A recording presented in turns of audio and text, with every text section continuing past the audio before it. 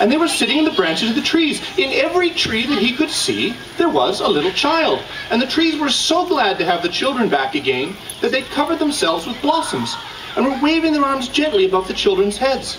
The birds were flying about and twittering with delight, and the flowers were looking up through the green grass and laughing. It was a lovely scene, only in one corner it was still winter. It was the farthest corner of the garden, and in it was standing a little boy.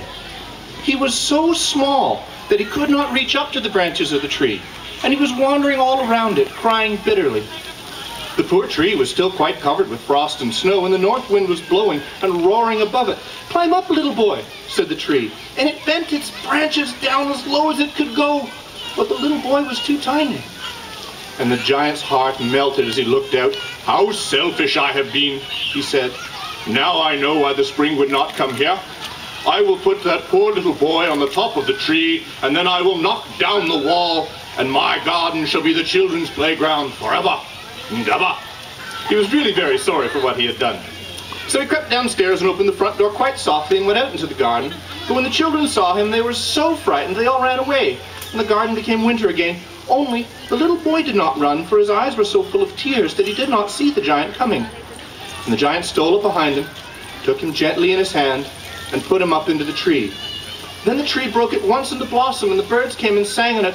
And the little boy stretched out his two arms, flung them around the giant's neck, and kissed him. And the other children, when they saw the giant wasn't wicked any longer, came running back, and with them came the spring.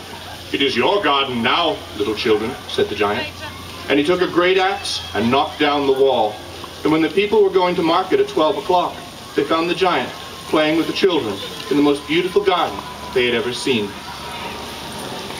With this playground, Neshama, the city has done much to knock down walls and let little children climb their own trees, so to speak, when they could not do so at other playgrounds until now. On behalf of a bunch of guys, and for the record, these guys started with Tom Caldwell and Steve Skirka, and then were added Don Wagman, Sheldon Diesenhaus, Rick Goldberg, Larry Zimmerman, Jeff Lipsitz, me, and my brother Theo Caldwell. We are deeply grateful for all the volunteers, donors, and the staff at the City of Toronto who shared our vision of creating Canada's first playground where children of all abilities can play together. Thank you to their honors, David and Ruth Ann Onley, who inspire people like all of us to do things like this. Special thanks to Trevor Schmidt and Dave Nazella and the city's Parks Department, whose team designed and built this fabulous playground, and to Rob Richardson and Bernard Olchin, who organized today's event. Thank you to Councillors Matlow and Kelly, and the present Mayor and Council, but also thank you to Councillor Michael Walker and former Mayor David Miller, on whose watch all this began. Thank you to Melanie Jameson, fundraiser extraordinaire.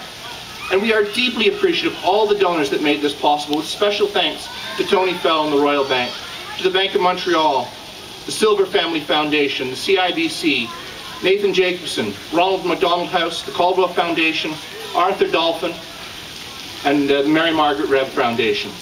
We look forward to our city and other cities using Neshama Playground as a model for how to make playgrounds fun for every single child. Thank you.